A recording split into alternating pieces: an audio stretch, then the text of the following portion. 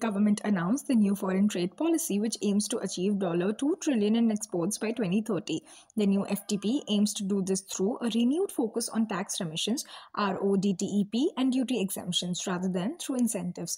Notably, the policy does not have an end date and will be updated periodically according to requirement, making it flexible and dynamic while also bringing assurance to relative continuity in the policy.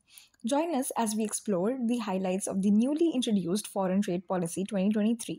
Also, please consider liking and sharing our video and as well as subscribing to us if you like our content. India's exports. India's overall exports are expected to scale new heights with a growth of 13.84% during financial year 2022 to 23 through $770.18 billion worth of exports.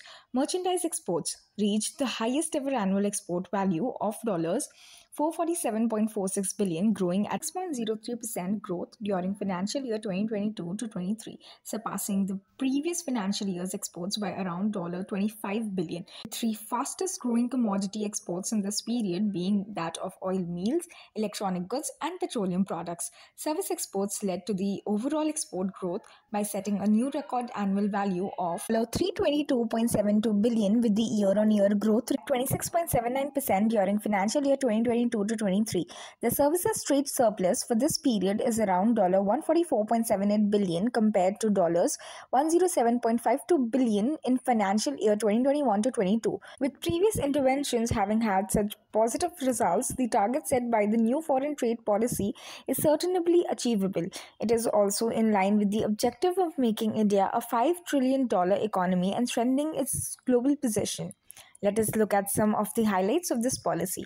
Introduction. The policy is based on 4 pillars: incentive to remission, export promotion through collaboration, ease of doing business, emerging areas. Firstly, it is important to discuss 2 schemes, that is, Export Promotion Credit Guarantee (EPCG) and Advanced Authorization (AA). In the context of the new foreign trade policy, under EPCG, the government has now waived off the import duties for any capital goods that are imported by manufacturers for the purpose of production. Instead, they now have an export obligation (EO) to export 6 times the waived off amount in the next 6 years. The scheme also provides for reduced export obligation for certain categories such as green technology, village industries, handicrafts and handlooms, manufacturing units located in the northeast or in Jammu Kashmir or Ladakh, etc. Under AA, import duties will not be imposed on any input that is imported. Here, the export obligation includes importing the product manufactured from using said inputs within 18 months. Under RODTEP, or Remission of Duties and Taxes on Exported Products, is another scheme to help reimburse all exporters for previously reimbursable taxes and duties. In addition, this scheme helps save money on taxes and get a refund in case of duties on exported goods and services. All these schemes together will help in increasing competitiveness on a global scale by bringing down the production substantially. Amnesty scheme. In cases of default, that is failure to meet the export obligation by the manufacturers, the government has also detailed an amnesty scheme which is as follows. All pending cases of default between 2009 to 2014 can now be regularized on payment of all custom duties that were exempted.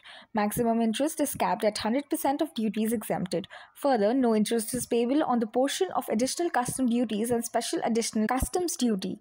The amnesty scheme is introduced in order to help the manufacturers to close any pending tax disputes, and the schemes shall be open only till September 30th, 2023.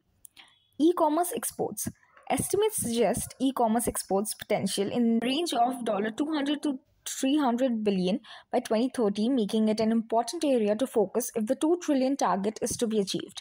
To promote e-commerce trade, hand-holding and knowledge-building support will be provided by DGFT under the Niryat Bandhu scheme (NBS) in form of outreach and awareness activities. E-commerce export hubs shall be established through private or public-private partnership mode, subject to approval by DGFT. They will provide warehousing and other facilities. They may also receive financial assistance under the Market Access Initiative scheme. To promote e-commerce through the postal route, Dak Niryat Kendras will work in tandem with foreign post offices to increase access to the international export market for those who are unable to do so otherwise, such as artisans located in the hinterlands, etc. The value limit for e-commerce through courier service shall be rupees 10 lakh per consignment compared to rupees 5 lakh before. No such limit has been specified for other mediums. SCOMET, special chemicals, organisms, materials, equipments, and technologies.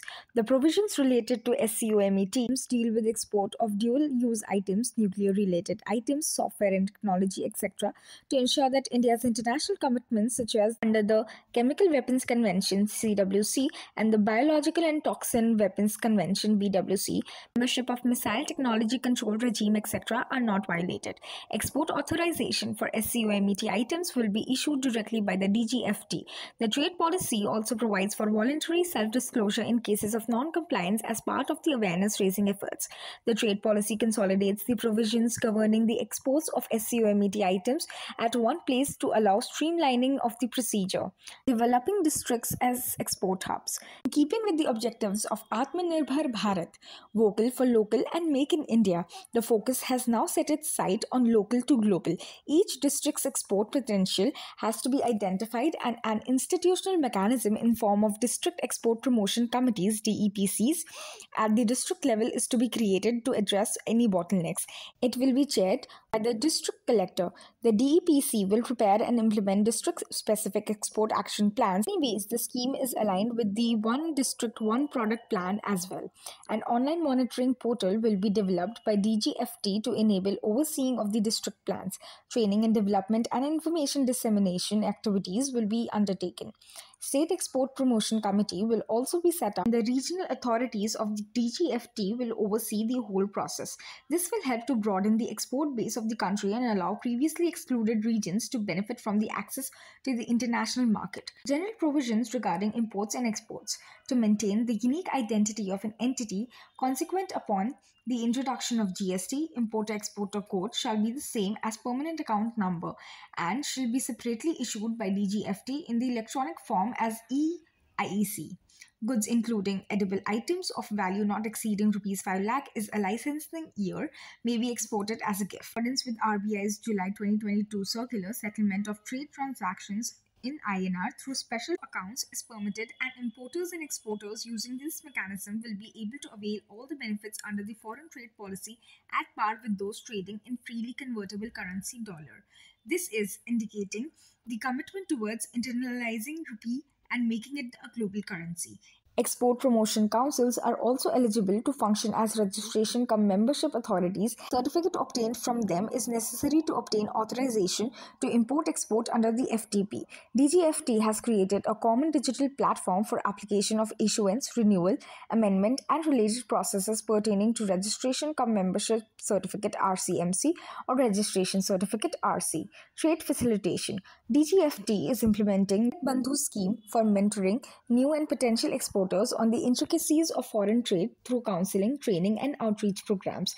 Several e-governance initiatives are being undertaken by DGFT to streamline the processes associated with foreign trade. DGFT has created a common digital platform to issue certificates of origin and handling quality control and trade disputes. 24/7 help desk has also been launched to assist applicants with this process. Greater synergy between the banking and trade sector has also been established through electronic bank realization certificate and RBI's export data processing and monitoring system, which have facilitated secure monitoring and implementation of schemes. Towns of Export Excellence TEE. The objective of the scheme is to recognize industrial clusters as to maximize their export potential by enabling them to move up the value chain and tap new markets. Town producing above rupees 750 crore may be notified as TEE based on their export potential. For TEE in handloom, handicraft, agriculture and fisheries, the threshold is rupees 150 crores. The new FTP has identified 4 new Ts in addition to the pre-existing 39. These are Faridabad for apparel, Muradabad for handicrafts, Mirzapur for handmade carpets and dari, and Varanasi for handloom and handicrafts. TEE recognition comes with the following benefits: financial assistance on priority basis for export promotion under the market access initiatives, EPCG for common service providers, global recognition leading to investment opportunities, status holder certification. Status holder recognizes exporter firms that have excelled and contributed to the country's foreign trade. The certification is granted based on export performances. The exporter must achieve the threshold performance for the current and preceding 3 financial years, except jewelry sector, The requirement has been rationalized by the new foreign trade policy. This will enable more beneficiaries to gain recognition.